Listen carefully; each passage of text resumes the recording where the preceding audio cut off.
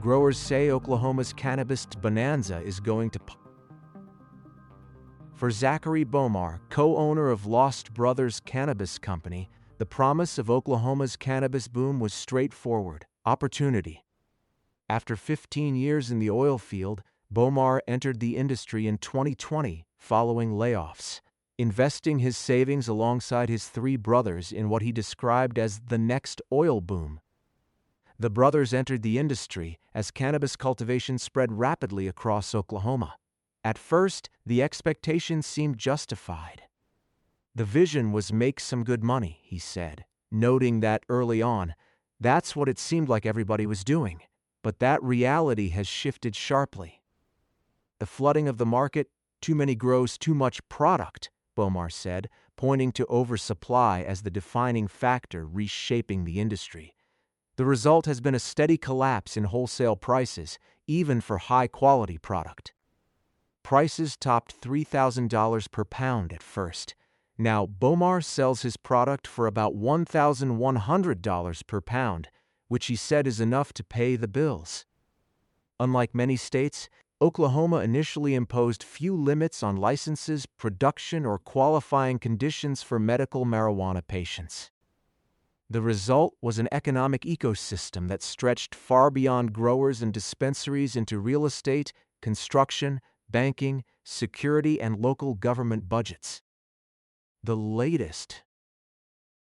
Oklahoma Joan of Arc waged prescient state farm battle.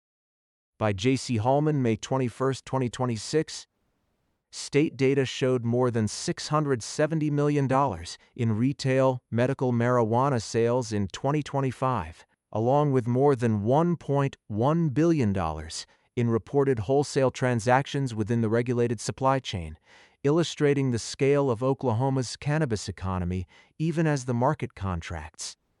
In addition to business activity, the industry generated approximately $47 million in excise taxes and more than $60 million in state and local sales taxes during the 2025 budget year. However, as the market contracts under falling prices and increased enforcement, the question is no longer simply whether cannabis businesses will survive. It is what happens to the network of jobs, properties, and local economies that grew up around them. That question has taken on new urgency since Governor Kevin Stitt called this year for shutting down Oklahoma's medical marijuana industry entirely, arguing the system had become out of control and a threat to public safety. The political shift followed years of criticism over illegal grows, interstate diversion, and the rapid expansion of loosely regulated cultivation sites across rural Oklahoma. For businesses tied directly or indirectly to cannabis, the debate is no longer theoretical. It carries implications for property values, employment, local tax revenue, and entire categories of secondary businesses that grew alongside the industry. Industry participants said uncertainty surrounding future regulation has itself become an economic force, discouraging investment and long-term planning. The physical footprint. I know when it first started, we were lacking a lot of warehouses, so that was high in demand, said Crystal Deek, a commercial real estate agent with Cummins Setters Commercial Partners and CEO of Vertical Consulting. But the downturn has already altered deal flow. Deek worked with both leases and business sales as the industry expanded. Leasing was great, selling was great, she said, but as regulatory changes and market contraction took hold, it's just kind of gone downhill. As the possibility of ending the state's experiment with medical cannabis looms, the market for properties now used for cannabis may disappear altogether. So if they're going to shut all these down, there's going to be a large amount of warehouses that are going to be available, Deek said. There already are, said appraiser Darren Dalbaum. His firm appraised dozens of cannabis-related properties during the industry's early expansion. There's lots of sellers, Dalbaum said. A lot of sellers out there, very few buyers. The collapse, he said, has been driven by a combination of oversupply and enforcement. As wholesale prices fell, growers' margins tightened, and demand for specialized facilities evaporated. In many cases, owners are abandoning cannabis use altogether, stripping out specialized equipment and reverting buildings to standard industrial space. Many of the facilities were heavily customized for cannabis production, making them difficult and expensive to repurpose for other industries. Some properties, particularly large-scale rural grow operations, may have little market appeal at all. As an example, he cited one rural Oklahoma grow facility consisting of 24 purpose-built structures with low ceiling heights and specialized lighting and climate control equipment. In a more urban community, such a facility might become home to some other kind of industrial user. But for 160 miles outside Oklahoma City, the demand just isn't there. This one sits there vacant, he said. Supply and demand. At a system level, Oklahoma's cannabis economy has been defined by a fundamental imbalance between supply and demand. At the market's peak, Oklahoma had nearly 14,000 licensed cannabis businesses, including an estimated 9,400 growers, according to state officials and national reporting. The scale of the expansion transformed not only the marijuana industry, but also the businesses that supplied it, from warehouse owners and construction firms to electricians, security contractors, and local banks. A 2023 study prepared for the Oklahoma Medical Marijuana Authority found that the state's regulated cannabis supply exceeded patient demand by approximately 64 to 1, one of the most extreme mismatches observed in any state market. Even when accounting for total consumption, including illicit use, the study found Oklahoma's licensed industry could supply the state's cannabis demand dozens of times over. For Oklahoma State University economist Brian Whitaker, that imbalance helps explain both the boom and the contraction that followed.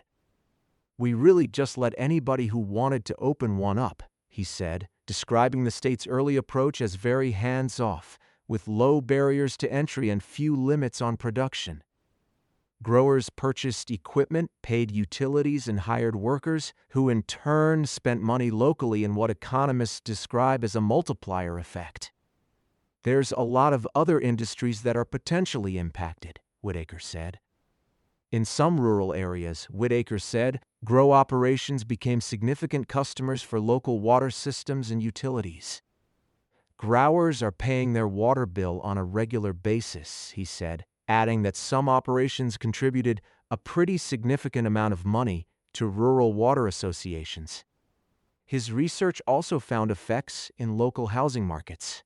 Counties with high concentrations of growers saw housing values rise after legalization, in some cases driven by outside investors purchasing land for cannabis operations.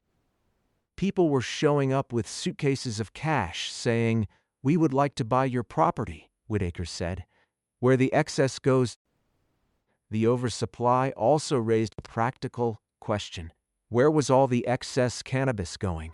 Law enforcement officials said much of that excess production has long flowed outside the regulated market.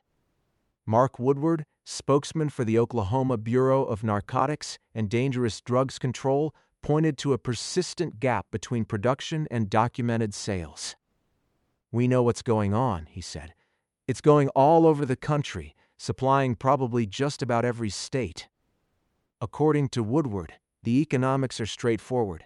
Illicit operators can produce cannabis at a fraction of the cost of licensed businesses, avoiding taxes, compliance costs, and labor standards.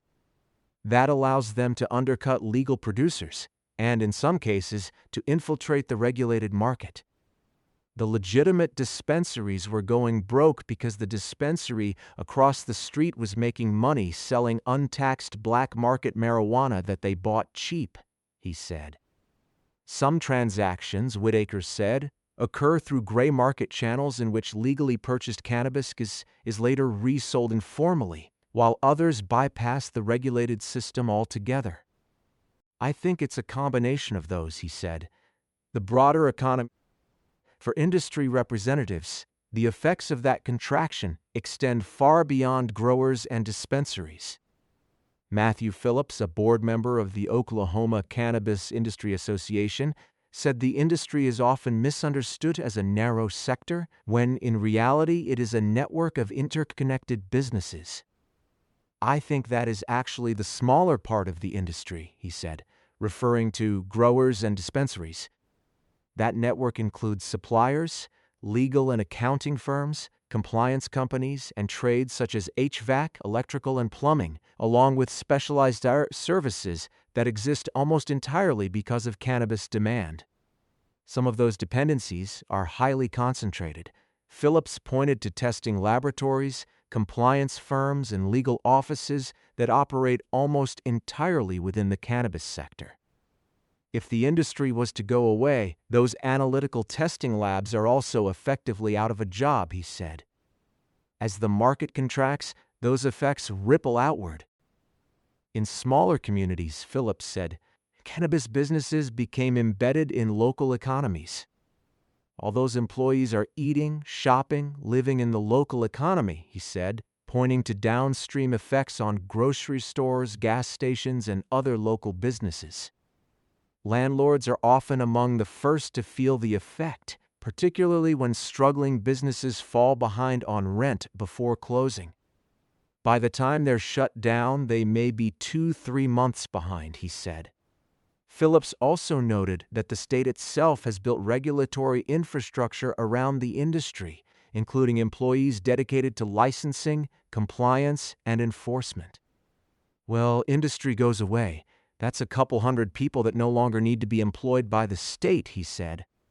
Whitaker said proposals to eliminate the industry altogether raise difficult economic and legal questions because of how deeply embedded cannabis has become in parts of Oklahoma's economy. "We created this large industry and now there's this idea, well, let's just make it go away," he said. "I don't see how that's done easily." Many operators, he noted, invested their life savings in businesses created under a legal framework approved by voters and licensed by the state.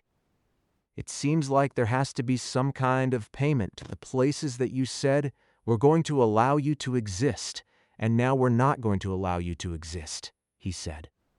Phillips said that even if the legal cannabis industry were to be shut down, it wouldn't eliminate the demand. "The industry doesn't go away," he said. "There's still going to be people buying it. It's just not going to be at a dispensary." The state's view? State regulators said the industry remains in transition.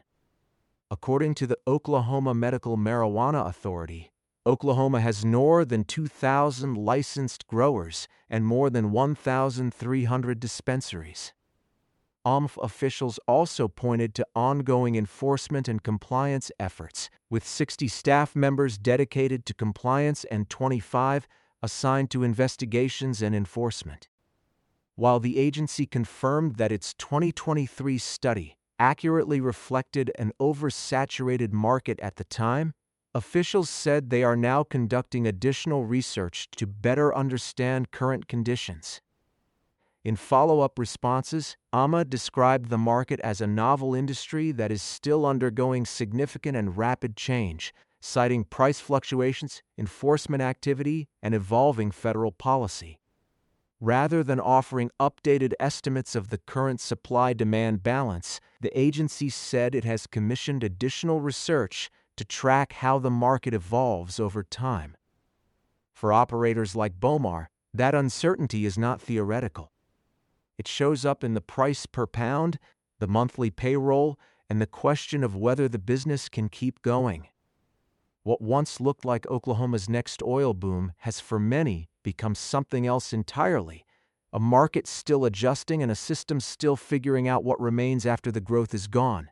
Contact him at smartin0170@gmail.com. More from Stephen Martin. Public health. Facing financial pressure, rural hospitals adapt to survive. Rural hospitals are increasingly stepping in to fill gaps in the healthcare system, such as with swing beds. The services have become an opportunity and a lifeline to avoid closure. Keep reading Public Money. As Hollywood loses ground, Oklahoma plays the long game. Oklahoma's film incentive program has generated more than $531 million in economic impact since 2021, but employment and wages have fallen sharply since a peak that year. State officials and local filmmakers are betting that a layered incentive structure and steady small-scale production can build a more durable industry than chasing blockbusters. Keep reading Children and Youth. From 50 cases per month to 50 per week, Oklahoma's system for child sex abuse is being overwhelmed.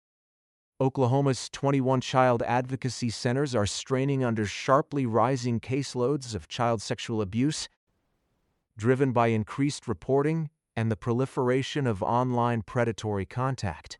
One Tulsa area prosecutor now sees as many cases in a week as he once saw in a month, while rural counties face geographic and staffing barriers. Keep reading.